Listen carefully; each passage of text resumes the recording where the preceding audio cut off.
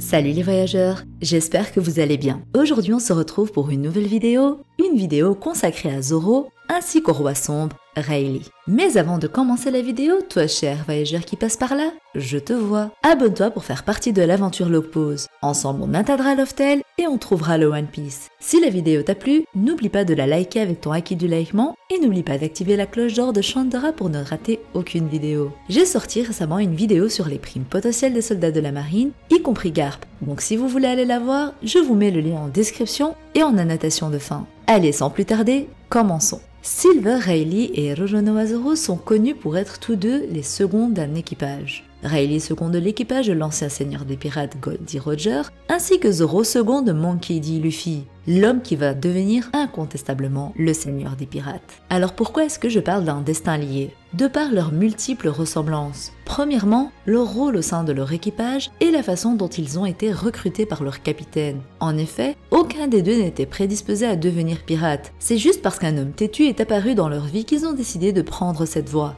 Deuxièmement, leur manière de combattre. Les deux sont des épéistes, mais ils ne sont pas des utilisateurs de fruits du démon comme d'autres peuvent l'être. Ils utilisent tous les deux le haki. Rayleigh est de son côté un utilisateur du haki des rois, contrairement à Zoro. Dans ce cas-ci, on peut se poser la question suivante. Est-ce que Zoro est en réalité un possesseur du haki des rois? Une question qui taraude les esprits des fans et qui en a déjà convaincu beaucoup du fait que Zoro ressemble fortement à Rayleigh. Mais personnellement, même si je parle d'un destin lié entre ces deux personnages qui se ressemblent fortement, ils ont quand même beaucoup de différences, car en effet, chacun est comme il est. Et je ne suis pas d'avis que Zoro doive posséder le haki des rois juste parce que Rayleigh en était un possesseur. Pour ma part, si Zoro avait le haki des rois, ça se saurait déjà. Oda aurait déjà fait en sorte de l'introduire dans l'œuvre à différents moments où Zoro aurait pu en avoir besoin. Par exemple pendant l'ellipse et ses multiples affrontements contre les babouins, à Chapondi contre Kizaru ou autres. Luffy l'a développé pendant l'ellipse justement à Amazon Lily. Et selon moi, le haki des rois se manifeste incontestablement dans des situations périlleuses, des situations auxquelles Zoro a déjà fait face. Le haki des rois est censé être rare, un haki que l'on retrouverait chez une personne sur 1 million.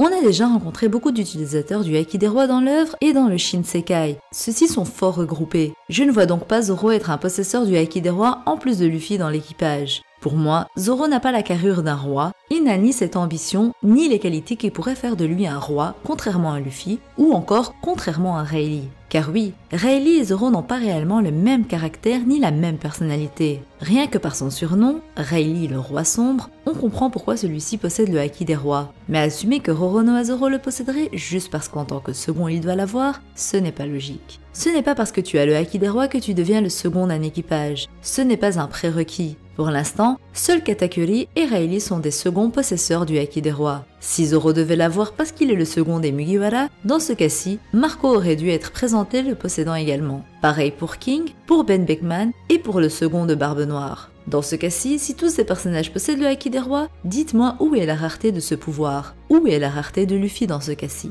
Ah, parce que oui, il faut être cohérent jusqu'au bout. Dire que Zoro doit posséder le haki des rois parce qu'il est second, fait que tous les seconds de Yonko doivent posséder ce haki des rois, ce qui n'est pas le cas jusqu'à preuve du contraire. Je comprends l'envie des fans de voir Zoro posséder le haki des rois et ainsi avoir un power-up intéressant qui l'amènerait au niveau des plus forts. Mais est-ce réellement utile? Selon moi, non.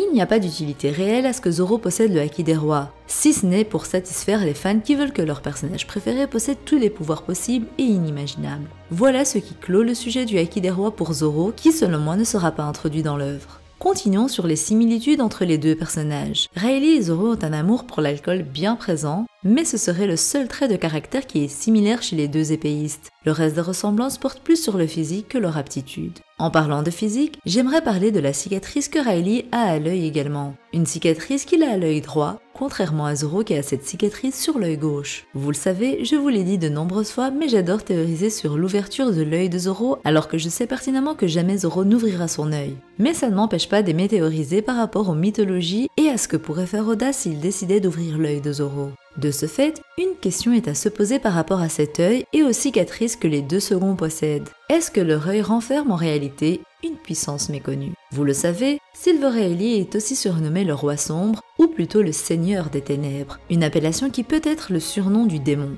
Encore un lien que l'on peut faire avec Zoro qui a un lien étroit avec le démon, comme on a pu le constater en début d'œuvre lorsqu'il décide d'acheter un katana maudit. Concernant l'œil de Zoro, j'aimerais vous présenter deux mythologies qui pourraient receler les réponses. Des idées qui seraient également d'application pour Rayleigh qui serait pourquoi pas passé par le même cheminement que Zoro. La légende de l'œil de la connaissance se retrouve dans le bouddhisme, une légende selon laquelle une personne pieuse pourrait atteindre un niveau de clairvoyance qui lui permettrait d'ouvrir un troisième œil sur un point de chakra sur le front. Dans le bouddhisme, on a donc 3 yeux pour une seule personne. L'œil de la connaissance dans le bouddhisme est aussi appelé l'œil de l'âme et ce dernier permet d'ouvrir la 10e porte du corps humain, permettant à l'homme ayant ouvert un troisième œil de rentrer dans son monde intérieur. Et si la blessure de Zoro recelait en elle un pouvoir bien plus puissant que ce que l'on peut imaginer et un mystère bien plus important. L'œil restant de Zoro serait celui de la connaissance, l'œil de l'âme. On le sait, Zoro est intimement lié aux démons et au bouddhisme rien que par sa technique Ashura, et si on allait donc chercher plus loin. Je vous ai parlé de 2 mythologies plus tôt,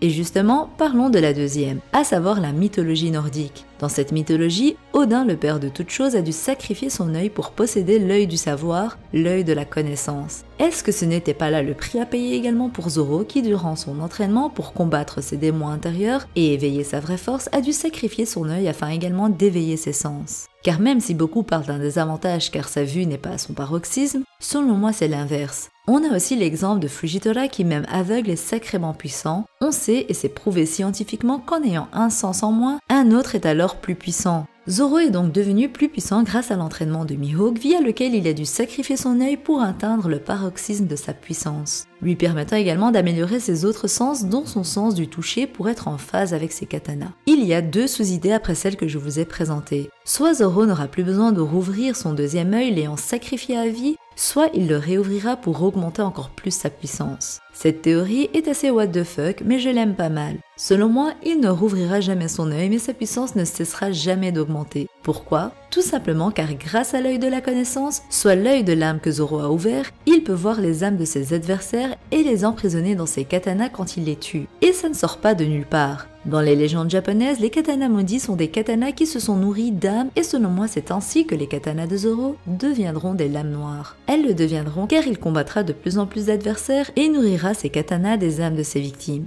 Son lien avec le démon sera alors plus intime et le choix de la Sendai Kitetsu de l'accepter comme propriétaire prendrait alors tout son sens. Toujours lié aux mythologies et plus principalement au bouddhisme, j'aimerais vous parler du power-up ultime que pourrait avoir Zoro. En effet, Zoro a déjà utilisé la technique Ashura au cours de son aventure, et ce, 2 fois jusqu'à maintenant. Ashura dans le bouddhisme fait partie des 6 destinées, 6 voies ou 6 classes de destin si vous préférez. Et ces 6 destinées ne sont nulles autres que les suivantes. En premier, le monde des dieux ou êtres célestes, les Devas. En second, le monde des demi-dieux, guerriers, les Ashura. En troisième, le monde des humains. En quatrième, le monde des animaux. En cinquième, le monde des faméliques. Et en sixième, le monde des enfers. Les 3 premières voies citées sont les destinées bienveillantes. Et Zoro a pu visiter la plupart de ces voies grâce à ses techniques. Par exemple, on peut évoquer le monde des enfers par sa technique Onigiri, la coupure du démon. Le monde des animaux par son attaque Shishisanson, à savoir la danse du lion. Le monde des humains par ses attaques qui finissent par Pandoho,